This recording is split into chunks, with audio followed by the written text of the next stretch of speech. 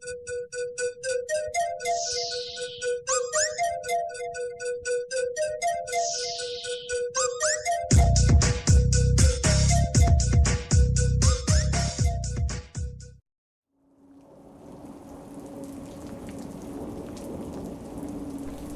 everyone, welcome to Red Ink Mysteries.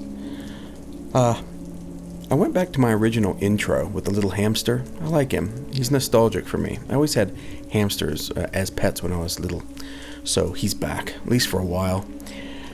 Today's video is going to be in a discussion format as opposed to sort of a storytelling narrative format.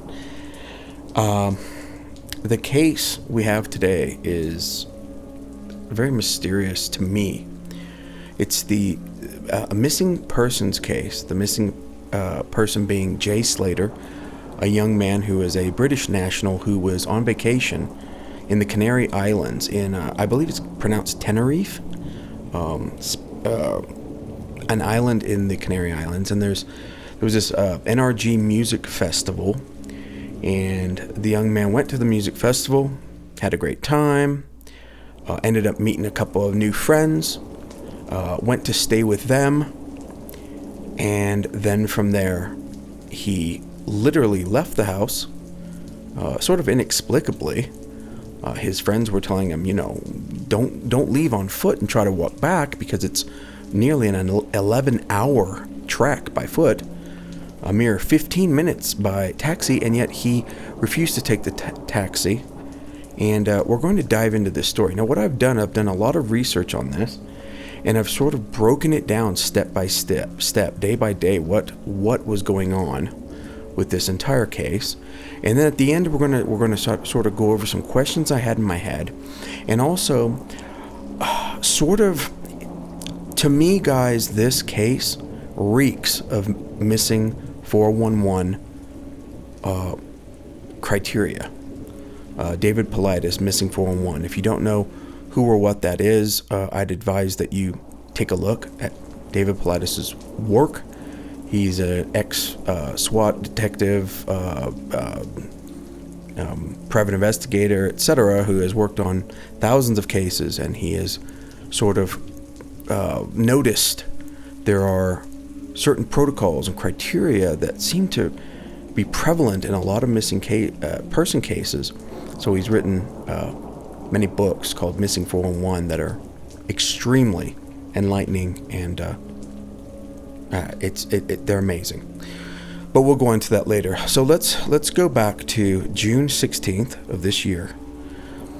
Jay Slater, a British national, attends the NRG Music Festival in South Tenerife while on holiday with a group of friends. After the festival, he travels to the northwestern mountain village of Masca. By the way, I'm going to mispronounce these names. With two people he had met earlier on his holiday. June 17th. Local Ophelia Medina Hernandez is the last person to speak to Mr. Slater, telling him the bus back to his holiday accommodation is due around 10 a.m. He tells her he will walk instead. She tells him it is many hours walk, but he ignores her and keeps walking. She later drives past him saying he was walking very fast.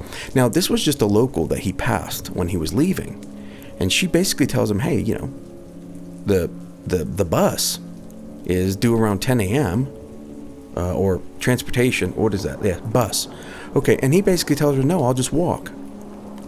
Okay, well, she reminds him that it's actually 11 hours walk.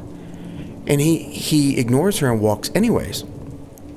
Now, the interesting thing is, as soon as she tells him where to walk, what direction, he goes the opposite direction into the wilderness. His friend Lucy Law receives a phone call later that day saying he's gotten lost and has 1% phone battery left. She says he tells her he will attempt to walk the 11-hour journey back from the village of Masca to his accommodation in Los Cristianos. So later that same morning, Photo data reveals his last known location. So they're able to, actually from what I read, they were able to, I don't know if he used an app or if how he communicated his coordinates, but he did to his girlfriend. Later that morning, this is all in the morning, later at 9:04 a.m., he is reported missing to police. Okay, so next day, June 18th, Jay Slater's mother, Debbie Duncan, and his brother, Zach Slater, arrive in Tenerife. Mrs. Duncan makes a Facebook appeal to find him. The Civil Guard confirms a search party has been deployed. Next day, June 20th, a GoFundMe page entitled Get Jay Slater Home is launched to help raise money for Slater's family while in Tenerife looking for him. By the way, I had a look at that site, which is still active, and they've raised over $75,000. Monday, let's see, June 24th. So this is 4 days later. The family share a blurry image that say it's Jay on CCTV around 10 hours after he was reported missing.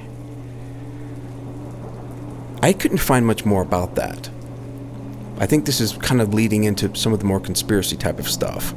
The construction firm PH Build, where Slater was an apprentice bricklayer, says it was forced to delete a post appealing for information about him due to negative comments and conspiracy theories.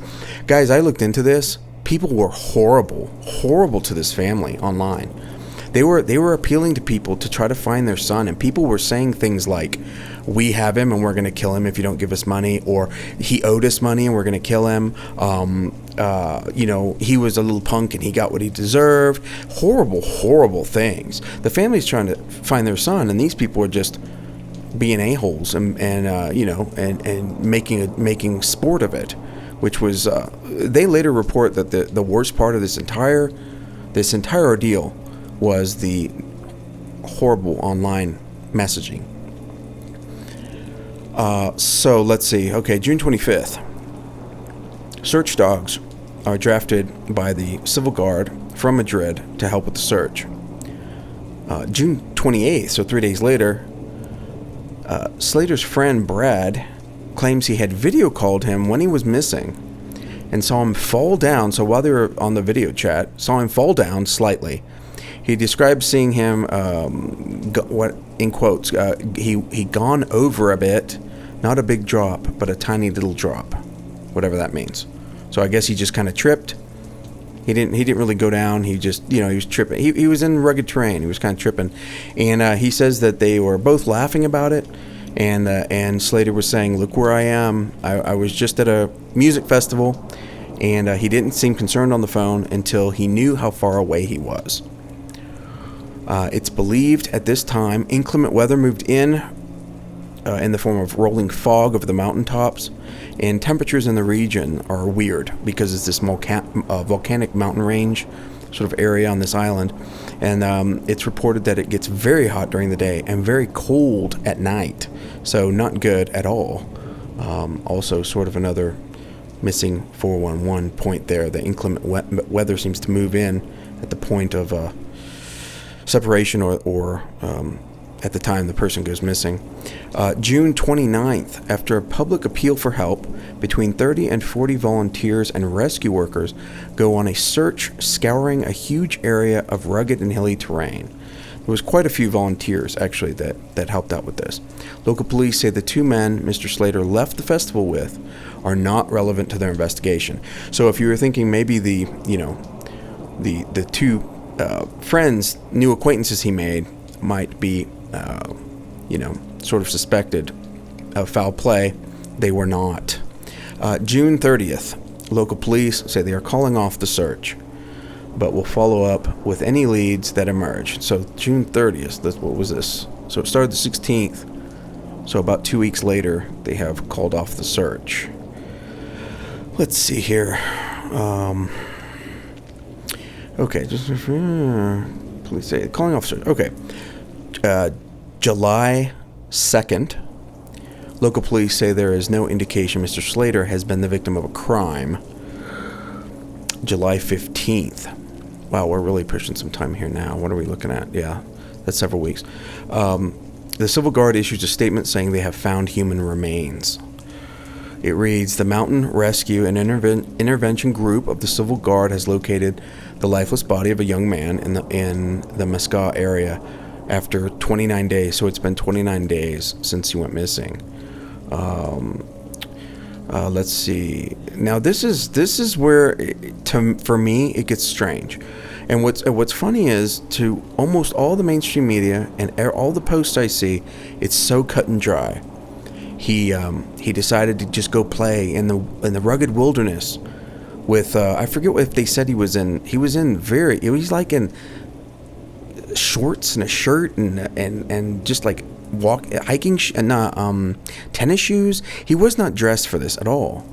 And so mainstream media and everything was like, okay, a young man just sort of foolishly went off into the wilderness and met his demise. But you're going to hear some of these details that just completely indicate something entirely different, in my opinion. This is just my opinion of this. But Tenerife's El Dia newspaper reported that the terrain where the body was found was so inaccessible that a helicopter had to be used to recover it. On Tuesday, rescue teams continued to comb the thick undergrowth to ensure nothing had been missed. The body was found close to the site of his mobile phone's last location. This is going to be important a little bit later. Despite the area being thoroughly searched, the body was found with some of Mr. Slater's possessions and clothes, while other clothes were said to be found in the general area. This is also another point I want to discuss a little bit later. Jay Slater's body was discovered near the last known location of his mobile phone in Tenerife, the Canary Islands. The area is characterized by steep cliffs, gorges, and volcanic terrain. A court spokesperson in Tenerife said fingerprints examined in a post-mortem had confirmed the body was that of the British teenager. So Jay was found deceased in this ravine. So, case closed. The boy, they're saying he must have tripped.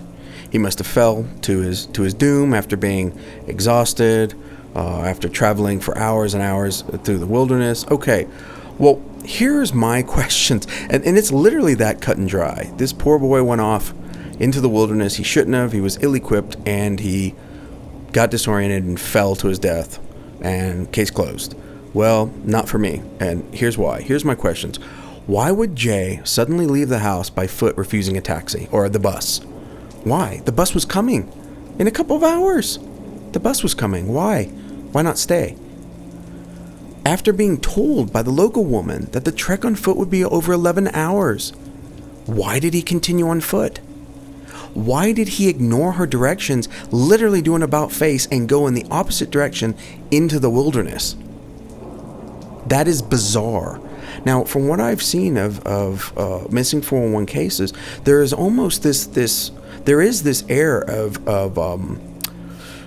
what's the word? I'm sorry, I can't think of the word. Disorientation. They seem to almost have this disorientation and go off in an inexplicable direction or area, and it doesn't make sense. So it's not a logical decision. This guy just literally is told how to get there. It's going to take 11 hours. He says he'll do it anyways, but then he goes in the wrong direction. Very bizarre from the start. Okay, let's see. Why didn't Jay stay put after calling his girlfriend? I mean, he told her, I have 1% battery left, gave him his coordinates, but then continued his trek. Very strange. Why didn't the canines pick up a scent? Here again, we had a canine unit out there, or I don't even know how many, and they don't pick up a scent. They can't find him. Why was some of his clothing removed and found a distance from the location his body was found? This is another point of missing 411. There's usually shoes missing, inexplicably. So a lot of times they're found, and it doesn't make any sense. These people We're not talking about paradoxical undressing. A lot of times it's not even very cold weather. Why would they be taking off clothes? Doesn't make any sense. Why would you take off clothes so critical to your survival? How did Jay manage to end up in such an extremely isolated and inaccessible location that it was only accessible by helicopter? What? Did he just decide to pick the most rugged, inaccessible area possible and do a nosedive? It just doesn't make any sense to me. It doesn't make any sense to me. It doesn't make sense to me that he didn't stop and just be rescued either.